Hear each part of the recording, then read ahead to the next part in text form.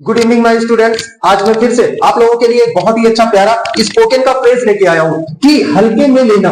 यदि आपको बोलना है कि हल्के में लेना, मुझे हल्के में मत लेना, मेरे वीडियोस को हल्के में मत लेना, मेरे भाई को हल्के में मत लेना, इस बीमारी को हल्के में मत लेना, तो ऐसी चीजें जब आप बोलते हो ना तो आपके दिमाग में वो चीज आती ही नहीं जिसको हम बोलेंगे कैसे। तो समझने का प्रयास करो भाई।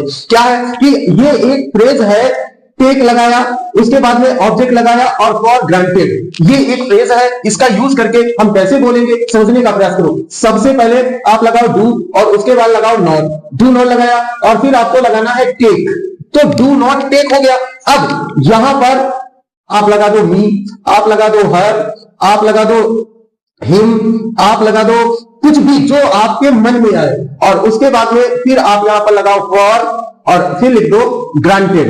अब आपको इस पे प्रैक्टिस कैसे करनी है मैं अभी बताने वाला हूं। ग्रांटेड लिख दिया, ओ सॉरी ग्रांटेड लिखना है बेटा, ग्रांटेड नहीं। क्लियर? तो अब आपको कैसे इस पे प्रैक्टिस कैसे करनी है। Do not take me for granted, मुझे हल्के में मत लो। Do not take her for granted, उसे हल्के में मत लो। Do not take him granted, तो उसे हल्के में मत लो। डू नॉट टेक मतलब चाय को हल्के में मत लो। Do not take coffee, coffee को हल्के में मत लो। मतलब कुछ भी जिसको आपको हल्के में नहीं लेना है ऐसा बोलना है तो आपको इनका यूज करना पड़ेगा। कुछ मैं आपके लिए अच्छे स्ट्रक्चर्स सेंटेंसेस भी लेके आया हूं, तो प्रैक्टिस करते हैं। और देखो लिखा है मुझे हल्के में मत लो, तो आपने लिखा क्या, do not take me for granted, मतलब मुझे हल्के में मत लो। अगला है सेंटेंस, मेरे भाई को हल्के में मत लो, तो do not take my brother for granted, मेरे भाई को हल्के में मत लो। अगर बोलना है अपनी बीमारी को हल्के में मत लो, तो do not take your disease for granted, अपनी बीमारी को हल्के में मत लो। अब देखो एक ये अब डू नॉट मेरे वीडियोस को हल्के में मत लो, तो do not take my videos for granted. देखो बेटा मैं आपको जो ये 12 वीडियोस दिए ना, इन पर इतने धाकड़ धाकड़ इतने अच्छे फ्रेजेस मैंने आपको दिए जो आपकी डेली लाइफ की इंग्लिश स्पोकन की जो समस्या है ना वो छू मंतर हो सकती है। मेरे वीडियोस को देखो, लाइक करो, शेयर करो, सब्सक्राइब करो अपने फ्रेंड्स के पास, जिस व्हाट्सएप ग्रुप जहां कहीं भी मेरे भाई जुड़े हो ना उनको वहां शेयर करो। तो इंग्लिश को हल्के में मत लो, तो do not take English for granted. अब इसका मतलब क्या होता है भाई, सबसे पहले आप अच्छे से समझो। Know how to, know how to का यूज हम करते हैं कि मुझे कुछ आता है, मैं कुछ जानता हूं या मुझे कुछ पता है। ऐसी कंडीशन में जैसे आप इंग्लिश पढ़ना जानते हैं, आप पेपर सॉल्व करना जानते हैं, आपको कार चलाना आता है, उसे चाय बनाना आता है, तो ऐसी चीजें जब हम इंग्लिश में, क्योंकि हम बहुत ज्यादा बोलते हैं, तो इसके लिए मैं आप लोगों के लिए बहुत ही सुंदर फ्रेज लेके आया हूं।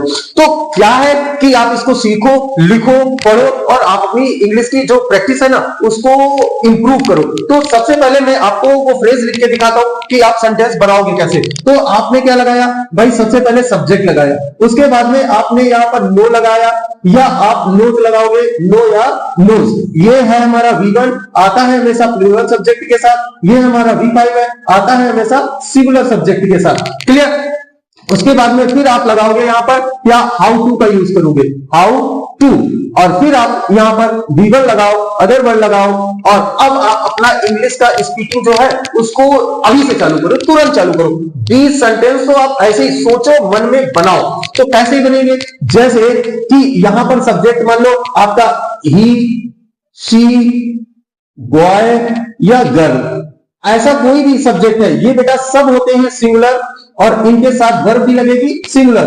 और अगर आई हो, वी हो, यू हो, दे हो, बॉयज हो, गर्ल्स हो, तो ये सारे सब्जेक्ट होते हैं प्लूरल, इनके साथ वर्ब भी कैसी लगेगी, प्लूरल। मतलब इन सब के साथ में आपको नो लगाना है, इन सब के साथ में आपको नोज लगाना है, हाउ टू लगाना है और V1 लगाना है। क्लियर? तो अब आप थोड़ा सा प्रैक्टिस भी करो। तो जैसे लिखा है मैं अंग्रेजी पढ़ना जानता हूं, तो आपने क्या लगाया, सबसे पहले आपने सब्जेक्ट लगाया, फिर नो लगाया, क्योंकि नो आय के साथ क्या आएगा बेटा, नो आएगा।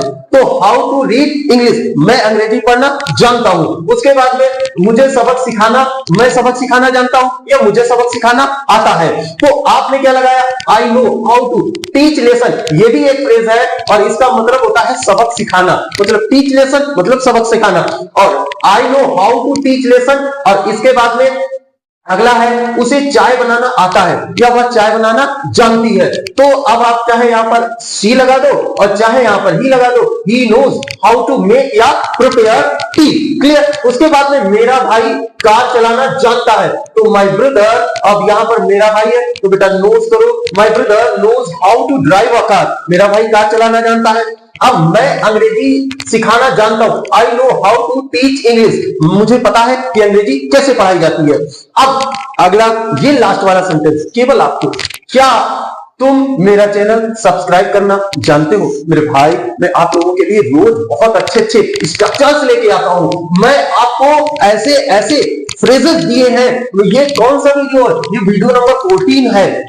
और भैया अब 14 और इससे पहले तो मैंने पूरे 10-10 और 15-15 स्ट्रक्चर्स के भी वीडियो डाले हैं। उसमें तो मैंने 15-15 स्ट्रक्चर्स दिए हैं। आप उनको देखो और अपनी इंग्लिश को इंप्रूव करो, क्योंकि आपको घर में नहीं रहना, आपको बाहर निकलना है, इधर उधर घूमना है। इंडिया के तमाम जो है शहर से आपको टहलने, इंग्लिश नहीं आएगी तो आप जा तो सकते हो, जाने को कोई अनपढ़ गवार भी जा सकता है, लेकिन आपको एक स्टैंडर्ड आपका होना चाहिए। आप इधर उधर टहलते हो, जाते हो, तो आपकी स्पीकिंग भी इंप्रूव होनी चाहिए, क्योंकि आप कम्युनिकेशन अच्छे व्यक्तियों से भी कर सको। क्लियर। तो डू यू अब क्या है? तो सबसे पहले हमने भाई हेल्पिंग वर्ब, क्या वाला सेंटेंस सबसे पहले एचवी से स्टार्ट होता है, हेल्पिंग वर्ब लगाया, फिर सब्जेक्ट लगाया, तो do you know how to subscribe my channel. अब बेटा अगर चैनल ना सब्सक्राइब किया हो तुरंत करो। बहुत अच्छे अच्छे सेंटेंसेस में लेके आता हूं। और इस वीडियो को कैसा लगा, क्या आपने कुछ सीखा, जो रह गया हो, जो कंफ्यूजन हो, कमेंट करना, मैं आपको आपका कंफ्यूजन जो है उसको दूर करूंगा। क्लियर। तो फिर मिलते हैं अगले वीडियो में। ये वीडियो देखने के लिए आप लोगों का बहुत बहुत धन्यवाद।